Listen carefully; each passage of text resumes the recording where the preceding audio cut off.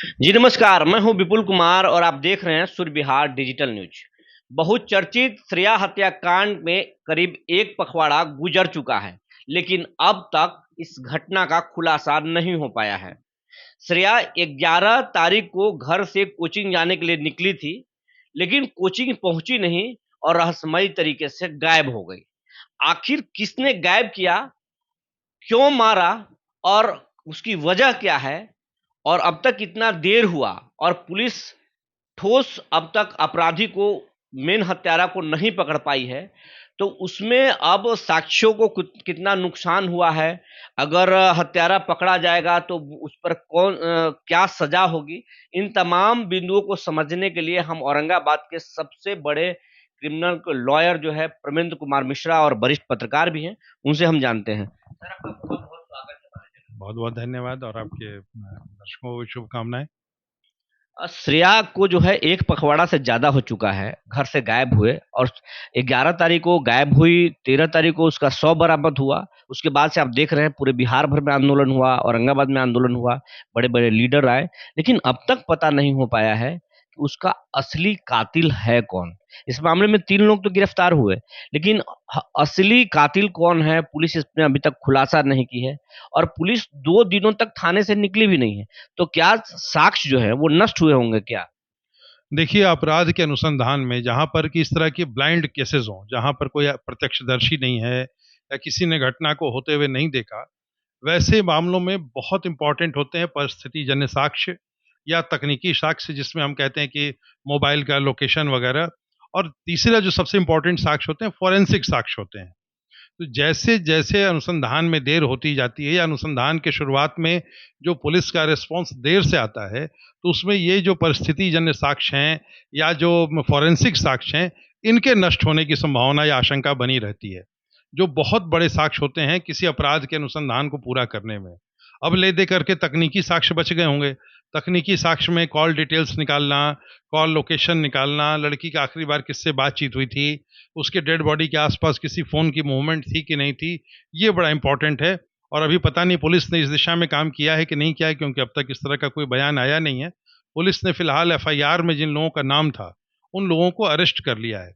लेकिन उसमें फॉरेंसिक जो जाँच होनी चाहिए थी, फॉरेंसिक जाँच में मेरी जो जानकारी है कि इसमें एक बड़ी तकनीकी त्रुटि ये हुई है कि जो नाबालिग बच्ची है, उसका पोस्टमार्टम एक सिंगल डॉक्टर के द्वारा कराया गया है। आमतौर पर जो परिपाटी रही है कि जहां भी संदिग्ध मौत होती हो, जैसे अपरेंट मौत है, कोई रोड एक्सीडेंट से मर गया, दिन के रोशनी मर गया, तो उसमें समस्या नहीं है। लेकिन जहां मौत के कारण संदिग्ध हो, वहां आमतौर पे मेडिकल बोर्ड का गठन किया जाता है। मेडिकल बोर्ड का गठन इसलिए किया जाता है कि 3 विशेषज्ञ बैठ करके उसकी एनालिसिस करें और तीनों के विचार हो सकता है अलग अलग हों, उनका देखने का नजरिया अलग अलग हो। इसलिए ऐसे मामलों में मेडिकल बोर्ड, कम से कम 3 सदस्यीय मेडिकल बोर्ड की अनिवार्यता रहती है। लेकिन शायद इस मामले में पोस्टमार्टम में ऐसा नहीं किया गया है।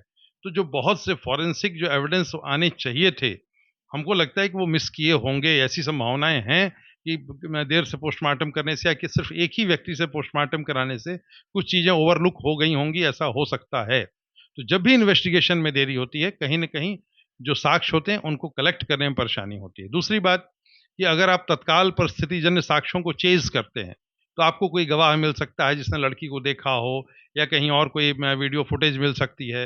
लेकिन जहां आप इन्वेस्टिगेशन में देर करते हैं, तो ऐसी हालत में गवाहों को मैनेज कर लेना, कुछ और परिस्थितियां बन जाना।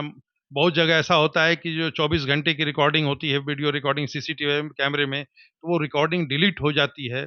ये परिस्थितियां भी होती है। तो जैसे जैसे देर होता है अनुसंधान में, आप यकीन जानिए कि जो साइंस है, उसके अनुसार एविडेंस कलेक्ट करने में परेशानी होती है, एविडेंस धूमिल होते चले जाते हैं। तो मतलब देर हो रहा है, इस कांड के उद्भेदन में देर हो रहा है, तो कहीं न कहीं श्रेया के हत्यारों को फ़ायदा मिल जाएगा।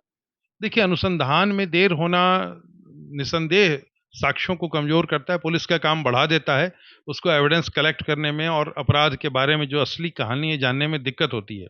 अब देर किस वजह से हो रही है, इन्वेस्टिगेशन कहाँ अटका पड़ा हुआ है और किस दिशा में है, इस बारे में जब तक कि कोई पुलिस का स्पष्ट बयान नहीं आता, तब तक कुछ कहा नहीं जा सकता। हो सकता है पुलिस किसी लिंक पे काम कर रही हो जो हम लोग के अभी नॉलेज में नहीं हो, या हो सकता है कि अंधेरे में भी तीर मार रही हो। लेकिन ये बातें अब तक साफ नहीं हुई हैं। उम्मीद है कि कुछ दिनों में ये बातें साफ हो जाएंगी। अगर पुलिस जल्द में अगर खुलासा कर देती है कि ये इन्होंने इस वजह से जो है हत्या किया है श्रेया को, तो श्रेया के हत्यारों को क्या सज़ा हो सकती है? क्योंकि उसकी जो हत्या की गई है, जो लोग देखे हैं बॉडी को, वो कह रहे हैं कि निर्मम तरीके से उसको मारा गया है। तो इस तरीके से वो एक नाबालिग है, निर्मम तरीके से उसकी हत्या हुई, गायब करके उसकी हत्या की गई, जो अब तक जाँच में बात आए हैं, जो परिवार वाले लोग बोल रहे हैं और पुलिस वाले लोग भी बोल रहे हैं। तो इसमें क्या सज़ा हो सकती है उसके हत्यारे को? देखिए 1-2 बातें हैं। पहली बात तो ये है कि जल्दी अनुसंधान होने से ज़्यादा ज़रूरी है सही अनुसंधान होना। ऐसा नहीं बात है कि लोगों के लाश को देखने से अंदाज अब नहीं। न्यायालय में जो बातें रखी जाएँगी, उसमें एक महत्वपूर्ण है पोस्टमार्टम रिपोर्ट।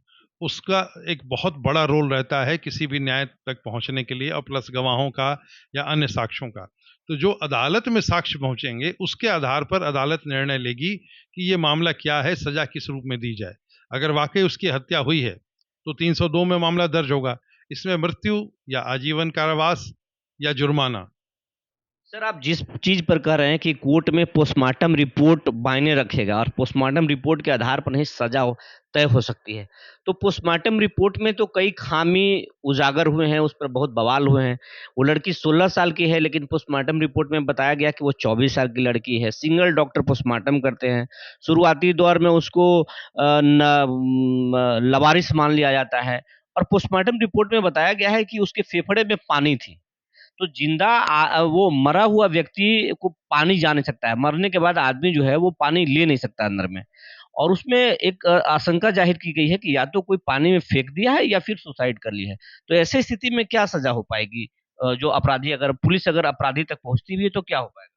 देखिए, एक बात साफ है कि जो पोस्टमार्टम रिपोर्ट है, वो एक फोरेंसिक एविडेंस है। हो सकता है वो गलत हो। तो अगर एविडेंस जुटाने में पुलिस कोई कमी करती है या मेडिकल रिपोर्ट गलत पाई जाती है या पोस्टमार्टम रिपोर्ट गलत पाई जाती है, तो तय है कि अपराध अनुसंधान में किसी भी कमी का फ़ायदा सीधे-सीधे अभियुक्त को प्राप्त होगा। मतलब अभियुक्त को प्राप्त हो जाएगा वो कमी अगर पोस्टमार्टम रिपोर्ट गलत है, उसमें वैज्ञानिक ढंग से नहीं बनाई गई, केवल खानापूर्ति की गई है, तो तय है कि इसके कांड के जो अभियुक्त होंगे, उनको इसका लाभ मिलेगा। या कहीं भी अनुसंधान की कोई त्रुटि होती है, अगर प्रोसिक्यूशन अपनी बात को साबित नहीं कर पा रहा, तर्कसंगत ढंग से नहीं रख पा रहा, तो इसका लाभ अभियुक्त को मिलता है। इसलिए पुलिस की ड्यूटी है कि वे साक्ष्यों का संकलन बढ़िया ढंग से करें, जो भी फोरेंसिक साक्ष्य उसको अच्छे ढंग से करें और जो भी मेडिकल रिपोर्ट वगैरह जो भी होनी चाहिए थी, अच्छे ढंग से प्रस्तुत करें, तो सज़ा मिलने का चांस बढ़ जाता है। समाज भी चाहता है कि श्रेया के दोषियों को कड़ी से कड़ी सज़ा मिले। परिवार का बुरा हाल है रो-रो कर, पर वह परिवार परेशान है। समाज के बहुत सारे लोग जो है, जो श्रेया को चाहने वाले जो लोग हैं, समाज के हर व्यक्ति जो एक पिता है, बेटी की हत्या के बाद से लोग चाह रहे हैं कि उसके दोषियों को सज़ा हो। तो पुलिस को आप क्या करना चाहेंगे कि किस तरीके से और अनुसंधान में तेज़ी आए? क्योंकि आप सीआरपीसी और आईपीसी दोनों को समझ रहे हैं। देखिए, पुलिस का दायित्व बनता है या पुलिस की ड्यूटी है कि वो साक्ष्यों को बढ़िया से कलेक्ट करे, न्यूट्रल होकर के चले, जन भावनाओं से प्रेरित ना हो, लोगों की भावनाओं से प्रेरित ना हो। एक घटना घटी है, जघन्य घटना घटी है, गंभीर घटना घटी है और समाज पर ऐसी घटनाओं का बुरा प्रभाव पड़ता है। तो अनुसंधान जितना निष्पक्ष होगा, अनुसंधान जितना तार्किक होगा, जितना वैज्ञानिक होगा, उतनी पुलिस की भी प्रतिष्ठा बढ़ेगी। ये पुलिस की खुद की छवि के लिए ज़रूरी है कि वे अनुसंधान को निरपेक्ष करें, ईमानदारी पूर्वक करें, पूरी निष्ठा से करें। जितना बढ़िया ढंग से वो साक्ष्य लेके आएँगे और पूरी अपनी कहानी खड़ी करेंगे प्रोसिक्यूशन की, उतना बढ़िया उनका केस मजबूत होगा और कोर्ट में उसका फ़ायदा मिलेगा। ये खुद की पुलिस की छवि के लिए ज़रूरी है कि पुलिस ऐसा करे। तो ये थे परमेंद्र कुमार मिश्रा जी, जो बता रहे थे कि पुलिस जो है, जो पोस्टमार्टम रिपोर्ट है और पुलिस की जो जांच रिपोर्ट है, उसके आधार पर कोर्ट जो है दोषियों को सजा तय करेगी। लेकिन अगर पोस्टमार्टम रिपोर्ट में कहीं खामी है या कोई जांच में खामी हो जाए, तो उसका लाभ जो है आरोपी को मिल सकता है।